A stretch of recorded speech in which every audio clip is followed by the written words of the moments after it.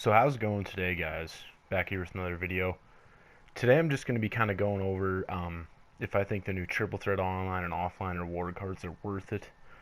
I was able to get lucky and get Galaxy Opal Danilo Gallinari within like I think 15 games is how many games it took me to get him, which is pretty lucky because usually on average for me, just throughout 2k20, 2k21, and then of course this year, it usually takes me on average I would say like 150 games 100 to 150 games to get the vault reward card. So I mean, getting him in 15 games is pretty sick because it was a card that I definitely wanted. I don't know if he's quite as good as the Jerami Grant from online, but he's still pretty solid, man. He's gonna go right into my lineup for sure. So that was a pretty big W. I'm just gonna shoot around from a little bit here and then talk about the new cards. So let me get the stats up here as we get going. So there he is right there. Galaxy Opal Danilo Gallinari. Huge W for me, man. Because I haven't even been playing this game much. And I just decided, alright, you know, I'm going to grind a little XP. I'm going to play a little bit of offline while I'm doing it. Just to see if I can get lucky. And I did end up getting pretty lucky. So, big W. Alright. Let's get onto the database here to get this all ready. So, yeah, we got Jerami Grant Opal and Danilo Gallinari Opal right there. So let's plug them into my lineup. So we're ready for shoot around. I think what I'm going to do is take out Cliff Robinson. I know my lineup is looking kind of rough right now, but it is just simply because, like I said, I have not been playing. I do need a point guard. Maurice Lucas, I know that he's kind of outdated for some people, but I just really need, especially now with Danilo in there, and then Kazi in there at the 2, I really just need my power forward to be really good defensively, and that's why I was running Cliff Robinson as well, but now we can move down Anton into that backup position. And other than that, I've been doing pretty well. This free Kyrie's fine. Like, I really have no desire to grind for another point guard. Like, I think he's fine as my backup, at least for a couple more weeks. And then I'm going to try and secure another point guard for sure. I'm not really sure who yet, but yeah, we'll get that going soon enough. Let me just see here. Yeah, alright. So we got Danilo in there. And let's just go into a little bit of freestyle here with this. I'm going to have to put in someone at point guard, aren't I? Yeah, that's fine. We can just plug in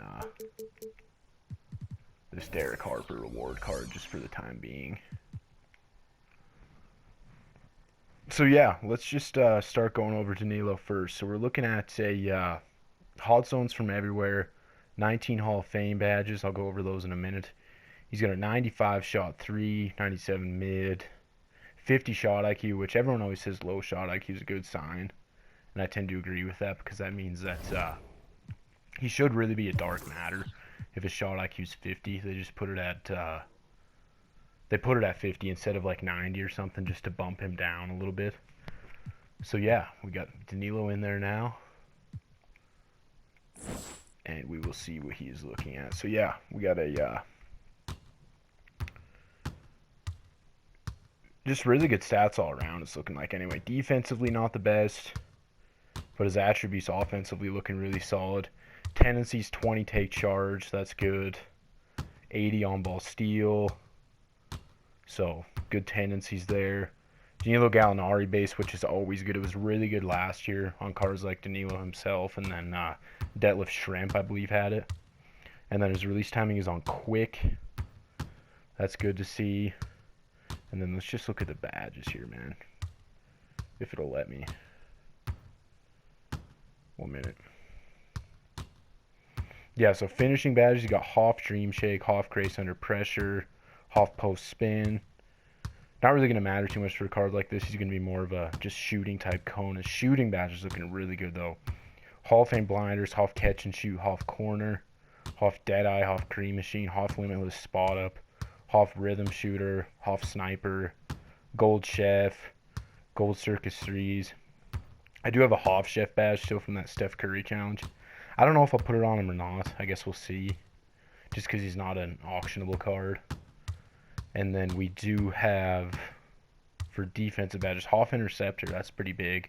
Gold Brick Wall, Gold Clamps, Gold Post Move Lockdown, Gold Rebound Chaser. So, I mean, you could really run him at power forward if you want to. I'm going to run him at the 3. So, yeah, defensive badge-wise, man, he's looking really, really good. It's just his defensive stats aren't the best. That's really the only weakness that I'm seeing. And then with Jerami Grant, hot zones everywhere again, 19 Hoffs again, 88 3, 90 shot mid. Defensive stats definitely looking better, 95 lateral quickness, 94 pass perception, or pass perception don't matter, sorry. 92 steal, 95 block, pretty decent rebounding, 90 speed with ball, and then tendencies, 5 take charge tendency, 95 on ball steal, looking good there. Animations, jump shot 62, which I believe is like the Bam Adebayo release. I can't think of anyone else who has that release in game, but that's on quick, and I believe Bam's just on normal. So Jerami Grant Opal, I mean, his release is going to be better for sure. And then badge wise, let's see what we got going. So finishing, we have Hoff Fast Twitch, Hoff Acrobat, Hoff Fearless, Hoff Limitless Takeoff, Hoff Unstrippable. Unstrippable is going to be big for a card like this. Gold Grace Under Pressure, Gold Putback Boss. So finishing badges, I mean, I don't know. Finishing badges don't really matter too much to me. I mean, they're probably like the least important badge group, I would say. Hoff Catch and Shoot, Hoff Corner Specialist, Hoff Sniper. He doesn't have as good a shooting badges as Danilo, that's for sure. He doesn't even have Chef. He's got Gold Green Machine, Gold Hot Zone Hunter, Gold Blinders, Gold Limitless, Gold Volume Shooter. Volume Shooter and Green Machine, as well as Hot Zone Hunter, are underrated badges in my opinion. A lot of people don't really talk about those badges, but I think that they are kind of important. And then we got Hoff Quick First Step, Hoff Downhill, Hoff Bullet Passer, Hoff Handle, or Gold Bullet Passer, Gold Handles for Days, Gold Hyperdrive, Gold Unpluckable, Gold Tight Handles. And then defensively, my goodness, Hoff Clamps, Hoff Interceptor, Hoff Intimidator, Hoff Menace, Hoff Post Lockdown, Hoff Tireless Defender, Gold Ankle Braces, Gold Ball Stripper. Defensively, this Jerami Grant card is looking amazing. So I'm going to say overall, Jerami Grant is the better card than Danilo. But Danilo's going to be just a little bit better on the offensive end. Ooh, that release is quick, man. Holy crap.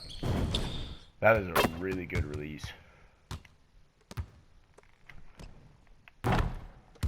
Yeah, I like it, though. It's going to be... It's nice that that Danilo base is so quick, man. See how deep he came from. Ooh, yes. That's deep. He's going to be hitting from everywhere, man. I'm really going to be liking running this card at the small forward. Because with Anton Jameson at my starting small forward, I mean, that's how my lineup was. I just wasn't getting the shooting that I needed out of him anymore. Because he just has that Brook Lopez base. But this Danilo card is going to give me exactly what I need, man. That's for sure.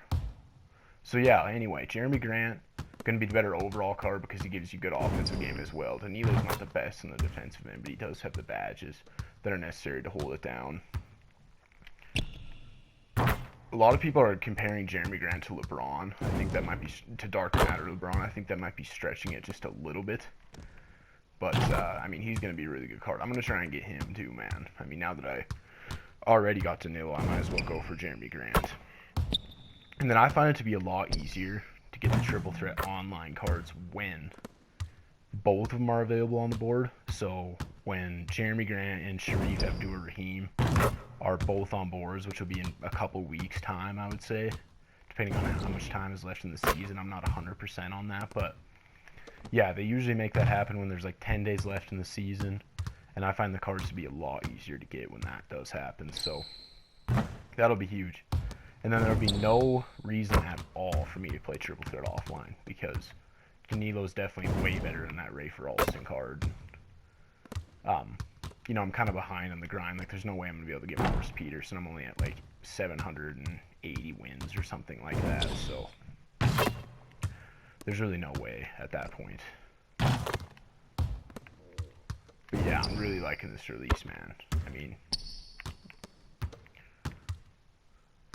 I don't really like that crossover. That's not the best crossover. But, yeah, I mean, he's just going to be a catch-and-shoot type card. He's not going to do a whole lot off the dribble for you.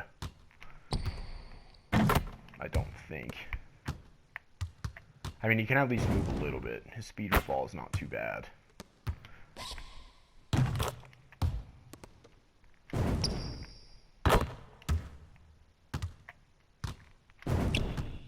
But yeah, I mean, he can hit from beyond that hot zone pretty easily. Been greening a lot from pretty deep, so, I mean, that's pretty big. As I miss a couple. But yeah, man. This card is looking really, really good. This Danilo card. So yeah, anyway, I mean, I don't really know if there's too much else to be said. I think both these cards are worth grinding for. Like I said, the average time it usually takes me to get a card out of them. I mean, you could get lucky just like I did, that's for sure. But if you are looking to just straight grind, Danilo Gallinari is probably going to take 100 to 150 games on average. A lot of people, you know, like to say, oh, it's RNG, you know, it could take you 1 game, it could take you 1,000 games. But I think it's just, that's a little bit extreme.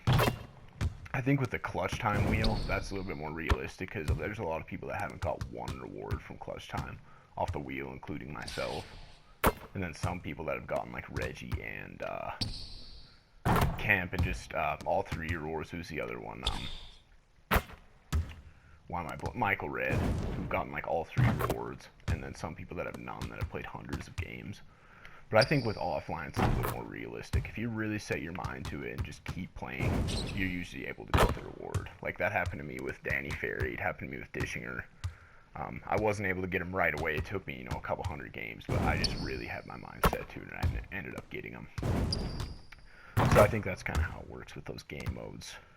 Triple Threat Online, I mean, I haven't had much luck at all this year when it's just 1 card on the board, like I said, but when both of them come back, I think there's going to be a lot of people grinding that, and rightfully so, because I think that's going to be the easiest time to get them. I mean, I got Kazi Russell on my first board when both cards were available last season, so I think that's the best time.